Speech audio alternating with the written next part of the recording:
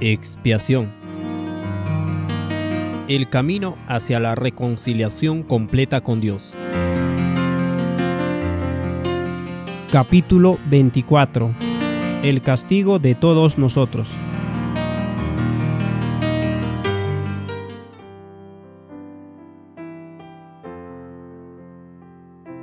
A medida que la reforma protestante ganaba impulso, el príncipe elector Federico de Sajonia le pidió a Martín Lutero que escribiera una lista de artículos de fe, que llegaron a conocerse como los artículos de Esmalcalda. En estos artículos, Lutero resumió las enseñanzas del cristianismo que él creía que eran las más importantes. El primer artículo dice así: el primer y principal artículo es este: Jesucristo nuestro Dios y Señor murió por nuestros pecados y resucitó para nuestra justificación. Cita Romanos 3, 24 al 25. Solo Él es el Cordero de Dios que quita el pecado del mundo. Juan 1, 29. Y Dios cargó en Él el pecado de todos nosotros. Isaías 53, 6. Y todos han pecado y son justificados gratuitamente, sin obras ni méritos propios, por su gracia. Efesios 2, 8 al 9. Mediante la redención que es en Cristo Jesús, en su sangre. Romanos 3, 23 al 28. Esto es necesario para creer. Esto no puede ser adquirido ni asegurado de otra manera por alguna obra, ley o mérito. Por lo tanto, es claro y cierto que solo la fe nos justifica. Nada de este artículo puede ser cedido ni negado, aunque el cielo y la tierra y todo lo que hay caigan. Cita Romanos 13, 31. Isaías 53 juega un papel central en la comprensión cristiana de la expiación. Se dice que Dios cargó en Cristo el pecado de todos nosotros y que Jehová quiso quebrantarlo. ¿Qué significa esto exactamente? Adam Clarke expresa lo entendido por el común de la cristiandad, haciendo el comentario de Isaías 53:6. Dice así: estos rayos ardientes que deberían haber caído sobre toda la humanidad, divergiendo de la justicia divina hacia el este, el oeste, el norte y el sur, fueron desviados de aquellos y convergieron en él. Así el Señor ha hecho que él reciba el castigo por las iniquidades de todos. Ahora, Albert Barnes estuvo de acuerdo, también haciendo el comentario de Isaías 53:6. Yahweh hizo que se precipitaran sobre él para abrumarlo en la calamidad, como uno vencido o abrumado en la batalla. Esto significa que no fue vencido por sus propios pecados, sino que fue enfrentado por los nuestros, como si les hubiera mandado a correr hacia él y derribarlo. Es decir, sufrió en nuestro lugar, y todo lo que fue llamado a soportar fue la consecuencia de haber tomado el lugar de los pecadores. Y habiendo tomado su lugar, sufrió los padecimientos que eran las expresiones apropiadas del desagrado de Dios, y se hundió bajo la poderosa carga de la expiación del mundo. Estas expresiones de la expiación, como hemos afirmado repetidamente, satisfacen nuestra comprensión humana del asunto. Sostienen la creencia errónea de que Dios estaba enojado con todos nosotros y quería matarnos por nuestra transgresión. Si nos paramos en el lugar santísimo, dejando a un lado el altar del sacrificio como se nos manda en Apocalipsis 11:2, podemos comenzar a ver un cuadro muy diferente. En primer lugar, encontramos esta pista en Isaías 53:4. Ciertamente llevó Él nuestras enfermedades y sufrió nuestros dolores, y nosotros le tuvimos por azotado, por herido de Dios y abatido. El profeta predice que cuando Jesús soportaba nuestro rechazo y nos cargaba, incluso cuando estábamos pecando contra Él, consideraríamos que Dios lo estaba rechazando y afligiendo. Los comentadores se apresuran a sugerir que este versículo es más una referencia a que aquellos que lo crucificaron en ese momento y que creían que Dios lo estaba castigando por sus propios pecados. Es cierto que los líderes judíos deseaban que así fuera y eligieron verlo de esta manera. Pero, ¿hay aún un significado más profundo en esta afirmación? Estando en el lugar santísimo, ¿podría ser que Isaías en realidad esté diciendo que toda la humanidad proyectaría su rechazo del Hijo de Dios sobre el Padre y diría que fue Dios quien lo afligió en nuestro lugar? Si miramos más de cerca el texto de Isaías 53:6, notamos algo interesante en la lectura literal. Esto es de Young Literal Translation, de Isaías 53:6. Todos nosotros, como ovejas, nos descarriamos, nos desviamos cada uno por su camino, y Jehová causó que se congregaran en él el castigo de todos nosotros. Al leer este texto, la pregunta es, ¿quién desea castigar? ¿Es Dios quien castigó a su Hijo? ¿O en realidad permitió que nuestros sentimientos ocultos de enemistad se manifestaran en su Hijo para que todos pudiéramos ver revelados nuestro deseo de castigo? En otras palabras, ¿el castigo de todos nosotros significa el castigo de Dios para todos nosotros? ¿O significa que todo el castigo que deseábamos imponerle a Él, es decir, a Dios, y a todos aquellos que creemos que también merecen castigo, fue el que se acopió en Cristo? Considere el versículo anterior, Isaías 53:5. Mas Él herido fue por nuestras rebeliones. La palabra por, si se la usa como una preposición de sustitución, sugiere que Dios está hiriendo a Cristo en nuestro lugar. Pero el hebreo también usa esta palabra como una preposición causativa. ¿No tiene mucho más sentido? Cristo es herido por nuestros pecados. De hecho, nuestros pecados lo lastiman y le duelen. Él es crucificado de nuevo cuando decidimos ignorarlo y darle la bienvenida a Satanás a través de nuestras decisiones pecaminosas. Considera algunas de las traducciones de este texto de Isaías 53:5. Traducción lengua actual. Pero Él fue herido por nuestras rebeliones, fue golpeado por nuestras maldades. Él sufrió en nuestro lugar y gracias a sus heridas recibimos paz y fuimos sanados. En nuestra ceguera y enemistad natural, leemos estos textos y a nuestro entendimiento expresan la ira de Dios contra nosotros. Esto oculta la realidad de que lo estamos lastimando y destaca la supuesta ira de Dios. Muchos, si no todos, conocen la sensación de haber ofendido a otra persona y han experimentado su furia. Su reacción excesiva nos hace olvidar el mal que hemos hecho y nos centramos en su respuesta explosiva. Esto es lo que el género humano le hace a Dios en su comprensión de la cruz. Es así que Adán come una manzana que no debería haber comido y luego Dios se enoja tanto que quiere matarlo. Podríamos imaginarnos a Dios furioso, con las manos levantadas, gritando lo enojado que está con Adán por romper las reglas. Esa sería una de las formas de transferirle la culpa, pero ¿qué pasaría con una respuesta tranquila, fría y calculada, sin ninguna muestra de emoción que dice en voz baja: te encontraré y te mataré? Cualquiera cosa que encaje de manera convincente en nuestras ideas preconcebidas sobre Dios sirve para poder desentendernos de la culpa y hacerlo parecer psicótico. ¿No ha pensado mucha gente así? Todo este dolor y sufrimiento, Jesús torturado y mutilado, todo porque Dios necesitaba a alguien a quien castigar y hacer morir. ¿No es excesivo e irracional? ¿Qué clase de Dios haría eso?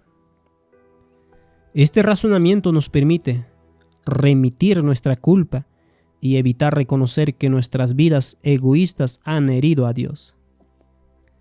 ¿Matar a Adán por comerse una manzana? ¿Qué clase de Dios haría eso? Independientemente de lo que imaginemos, el objeto final es echarle la culpa a Dios por reaccionar de una forma descomunal. La manera en que entendemos Isaías 53 define lo que pensamos acerca de lo que sucedió en el huerto del Getsemaní. Esto leemos en Mateo 26:38. Entonces Jesús les dijo: mi alma está muy triste hasta la muerte. Quedaos aquí y velad conmigo.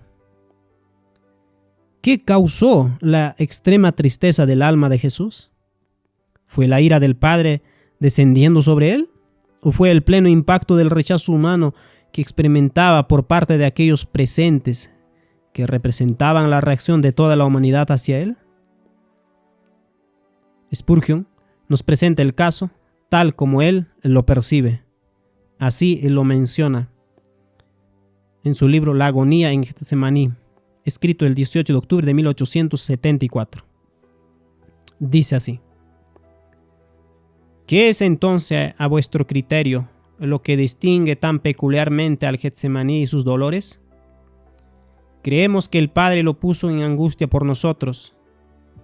Era ahora cuando nuestro Señor tuvo que tomar cierta copa de la mano del Padre, no de los judíos, no del traidor Judas, no de los discípulos dormidos, ni del diablo vino ahora la prueba, sino que fue una copa llenada por aquel a quien él conocía que era su Padre, pero no obstante, el cual le había asignado una porción muy amarga, una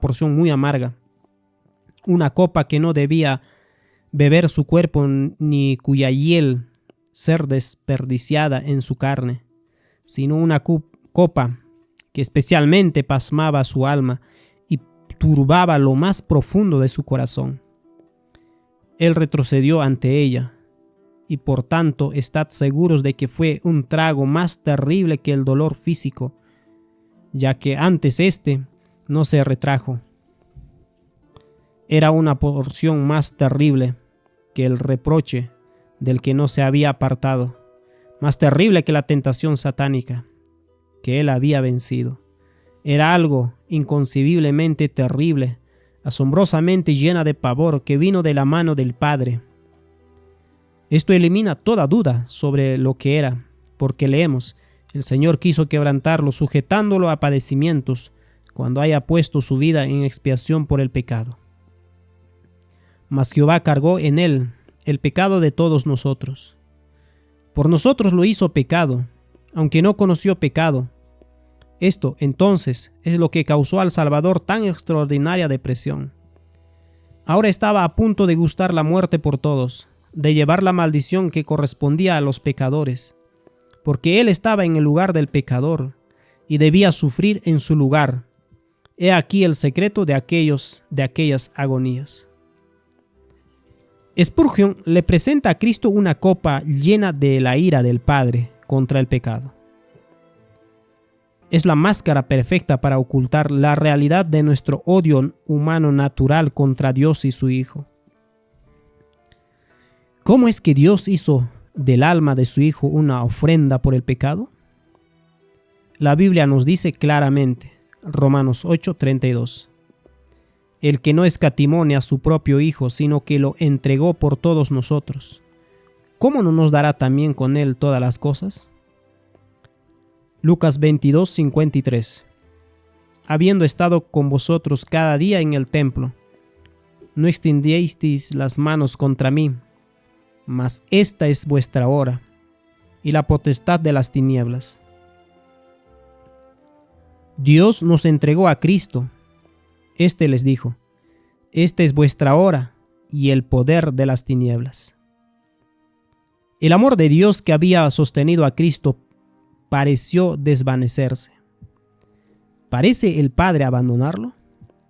¿Dios abandonó a su Hijo o, más directamente, primero le infligió su furia y luego lo dejó morir? ¿Cómo le damos sentido a eso? ¿De dónde vino este dolor? Mateo 26, 3 al 4 dice: Entonces los principales sacerdotes, los escribas y los ancianos del pueblo se reunieron en el patio del sumo sacerdote llamado Caifás, y tuvieron consejo para prender con engaño a Jesús y matarle. Los líderes de la nación planeaban matarlo. Él lo sabía y sintió el dolor del rechazo por parte de aquellos especialmente elegidos para hacer brillar la luz de la verdad en el mundo. Dice Juan 1:11: A los suyos vino y los suyos no lo recibieron. Quizás los discípulos que decidieron seguirlo entenderían el reino que vino a establecer. Poco antes del Getsemaní, leemos la triste realidad. Lucas 22, 21 al 24. Mas he aquí la mano del que me entrega está conmigo en la mesa. A la verdad, el Hijo del Hombre va según lo que está determinado. Pero ay de aquel hombre por quien es entregado. Entonces ellos comenzaron a discutir entre sí. ¿Quién de ellos sería el que había de hacer esto? Hubo también entre ellos una disputa sobre quién de ellos sería el mayor. Cuando Jesús les advierte que uno de ellos traicionará, los discípulos se sorprenden y se preguntan quién podría ser. Esto se convierte en un debate sobre cuál de ellos era el discípulo mayor. ¿No habían oído nada de lo que Jesús les había enseñado? Cuán angustioso fue esto para Jesús. Después de todo el tiempo que había pasado enseñándoles, todavía no captaban el principio básico de su reino de amor. Al salir del lugar donde habían comido, Jesús intenta advertirles de lo que estaba a punto de hacer. Mateo 26, 30 al 33 dice: Y cuando hubieron cantado el himno, salieron al monte de los olivos. Entonces Jesús les dijo: Todos vosotros os escandalizaréis de mí esta noche, porque escrito está: Heriré al pastor y las ovejas del rebaño serán dispersadas. Pero después que haya resucitado, iré delante de vosotros a Galilea. Respondiendo Pedro, le dijo: Aunque todos se escandalicen de ti, yo nunca me escandalizaré. Pedro rechaza la apelación de Jesús. Esto muestra que Pedro todavía confiaba más en sí mismo que en Cristo. Él es meramente el portavoz de toda la humanidad. ¿Cuál fue el dolor que cargó Jesús? No es ningún misterio. Isaías 53, 3 dice: Despreciado y rechazado por los hombres, varón de dolores, hecho para el sufrimiento. Todos evitaban mirarlo. Fue despreciado y no lo estimamos. El dolor surge directamente del rechazo que él recibe por parte de los hombres. Debido a que escondimos nuestro rostro de él fue traspasado por el dolor. Si te permites caminar con Waggoner hacia la madurez cristiana, verás que este rechazo hacia Cristo ocurre todos los días. Isaías 63, 9 dice: En todas sus angustias él fue afligido, y el ángel de su presencia lo salvó. En su amor y en su compasión los redimió, los levantó y los sostuvo todos los días de antaño. Todos los días de este mundo, Cristo nos ha levantado y llevado. Mientras lo rechazamos en nuestros pensamientos y acciones pecaminosas, Él nos carga, nos protege, intercede por nosotros y llora por nosotros.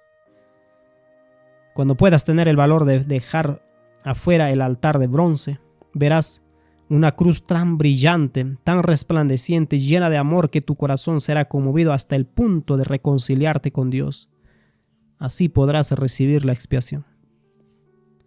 En el rechazo colectivo de Cristo, en ese momento en que se dio cuenta de que no había nadie en el planeta que lo quisiera, Él experimentó en su corazón la realidad de que, dice Romanos 3:11, no hay quien entienda, no hay quien busque a Dios.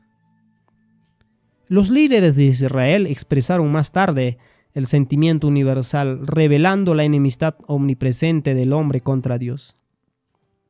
Mateo 27:43 dice: Él confía en Dios pues que lo libre Dios ahora, si de veras lo quiere.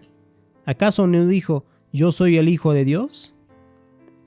Estas palabras son en realidad los pensamientos del género humano acerca de Dios.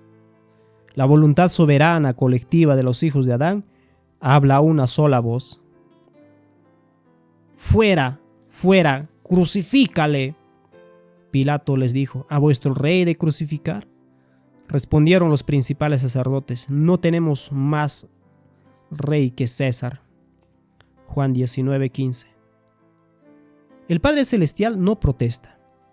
Nos permite proyectar esto sobre Él. ¿Cómo? En su silencio. La única pulsación que Jesús puede sentir es la palpitación humana colectiva del rechazo. La voz de la humanidad, animada por Satanás y sus ángeles, ahogó la voz de Dios. Él nos permitió sentarnos en su trono para juzgar y condenar a su Hijo. ¿Por qué nos dejó hacerlo? Para que nuestra ofensa abunde. Salmo 50:21 dice, estas cosas hiciste y hoy callado. Pensabas que de cierto sería yo como tú, pero te reprenderé y las pondré delante de tus ojos. Así es como Dios entregó a su Hijo. Él nos permitió ahogar su voz. Él no tomó represalias, no habló, sino que nos dejó hacer lo que queríamos. Leámoslo de nuevo, Isaías 53:6, de la traducción Young, literal.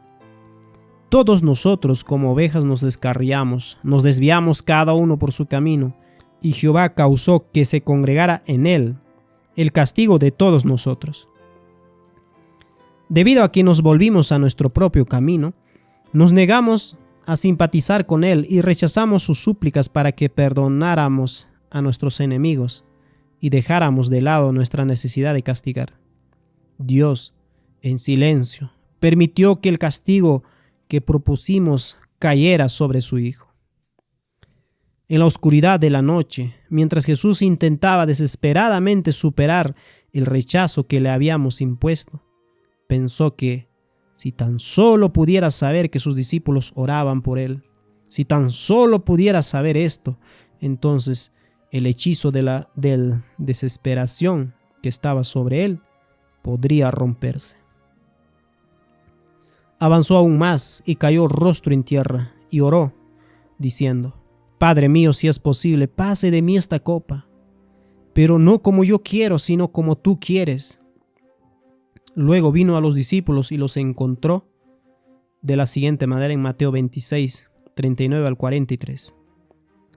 Yendo un poco delante, se postró sobre su rostro, orando y diciendo, Padre mío, si es posible, pase de mí esta copa, pero no sea como yo quiero, sino como tú.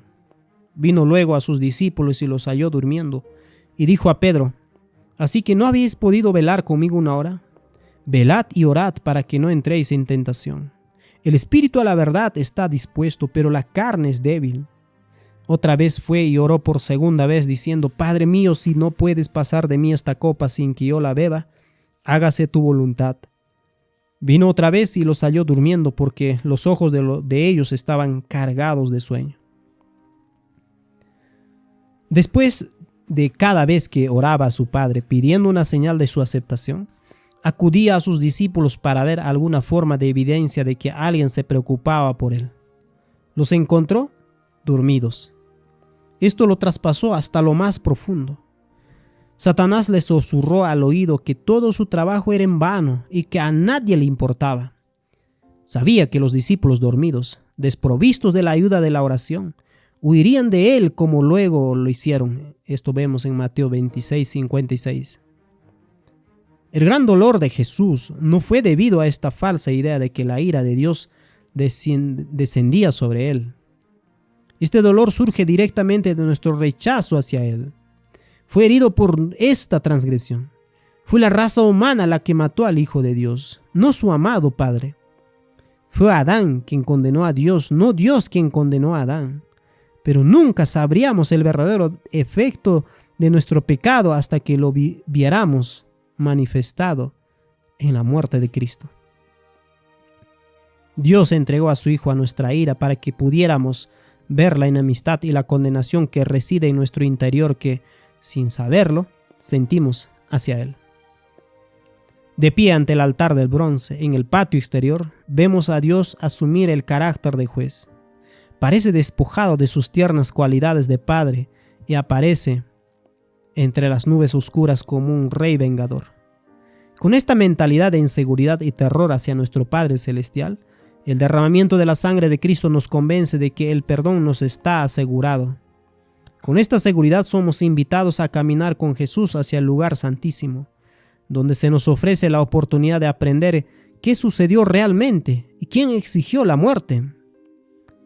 La mayoría del mundo rechazará la invitación, porque el camino es angosto y pocos serán los que querrán encontrarlo. Sin embargo, debemos hacer la pregunta: ¿qué quiso decir Jesús cuando dijo, no se haga mi voluntad sino la tuya? El rechazo colectivo de la humanidad pesaba tanto sobre él que se sintió separado de su Padre. El pecado corporativo de la humanidad es creer que Cristo fue herido por Dios y afligido.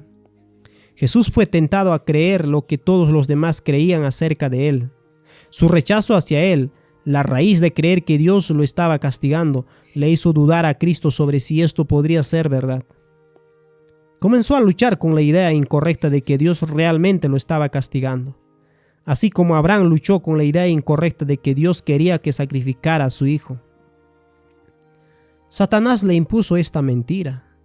Todo a su alrededor parecía confirmar lo que sentía, pero así como la fe de Abraham prevaleció al creer que Dios podía resucitar a su hijo, Jesús prevaleció al creer que su Padre finalmente no lo abandonaría, sino que la resucitaría de entre los muertos.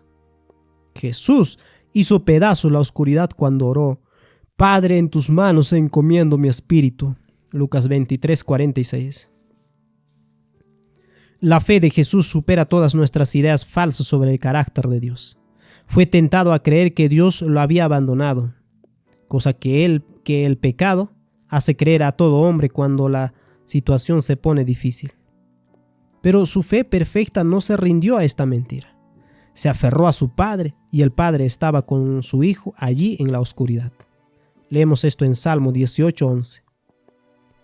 Puso tinieblas por su escondedero, por cortina suya alrededor de sí, oscuridad de aguas, nubes de los cielos. ¿De dónde vino esta oscuridad? Juan 1:4-5 dice: en él estaba la vida y la vida era la luz de los hombres. La luz en las tinieblas resplandece y las tinieblas no prevalecieron contra él. Isaías 60:2. Porque aquí que tinieblas cubrirán la tierra y oscuridad las naciones, mas sobre ti amanecerá Jehová y sobre ti será vista su gloria. 2 Corintios 4:3-4. Pero si nuestro evangelio está aún encubierto, entre los que se pierden está encubierto, en los cuales el Dios de este siglo cegó el entendimiento de los incrédulos, para que no les resplandezca la luz del evangelio de la gloria de Cristo, el cual es la imagen de Dios. Hechos 26:18. Para que abra sus ojos, para que se conviertan de las tinieblas a la luz y de la potestad de Satanás a Dios. La oscuridad que envolvía a la cruz fue la manifestación visible de la incredulidad de la humanidad, inspirada por Satanás. La oscuridad se originó por el poder de Satanás. Él ejerce este poder sobre la raza humana y a través de la humanidad Satanás trató de colocar sus tinieblas entre Dios y su Hijo. La gloria del amor de Dios al dar a su Hijo quedó oculta tras esta oscuridad por nuestra malvada incredulidad. Así como el pueblo le dijo a Moisés que se pusiera un velo sobre el rostro, así el mundo cubrió la cruz con oscuridad para ocultar la luz del amor de Dios. El rostro de Dios fue oscurecido por nuestra oscuridad. Esto hizo que Jesús sintiera que su Padre lo había abandonado, cuando Él no lo había hecho. Dios no impidió que se revelara esta oscuridad, porque hasta que no sucediera, no podríamos tener realmente una idea de la enemistad que existe dentro nuestro. Sin embargo, hubo dos personas que le dieron a Jesús un rayo de esperanza para animarlo en su camino a la tumba venidera. la mujer que le lavó los pies y el ladrón en la cruz. Jesús inmortalizó el gesto de la mujer al decirle a sus discípulos que cuando se predicara el Evangelio, esta historia debía contarse. Mateo 26:13. Cuando Jesús colgaba de la cruz y escuchaba a la gente burlándose de él, incluso a sus discípulos expresando dudas sobre si este era verdaderamente el Mesías, la fe del ladrón rompió con las palabras: Señor, acuérdate de mí cuando vengas en tu reino. Qué bendición fue esto para Jesús. Qué consuelo que alguien expresara fe en él en su hora más oscura. Cuando se juntan todas las piezas, descubrimos que, aunque Dios permite que nos parezca que Él derramó su ira sobre su Hijo en el patio exterior y que cargó nuestros pecados sobre Jesús como nuestro sustituto, la verdad es que nuestra enemistad es la que busca ocultar de nosotros la terrible verdad de que éramos nosotros los que deseábamos matar al Hijo de Dios. Nosotros somos los que proyectamos esta ira sobre Dios y afirmamos que Cristo fue herido por Dios. Dijimos que Dios cargó la iniquidad sobre él, pero la verdad es que Dios permitió que nuestro deseo de castigo cayera sobre él, y así es como Dios hizo de su Hijo una ofrenda por nuestro pecado. Él lo entregó a nuestra ira para que en nuestras mentes oscurecidas pudiéramos aceptar el perdón. Cuán profundo es el amor del Padre por nosotros, cuán vasto y más allá de toda medida. Estuvo dispuesto a entregar a su único Hijo para convencernos de que somos su tesoro y para mostrarnos que somos nosotros los que queríamos la muerte.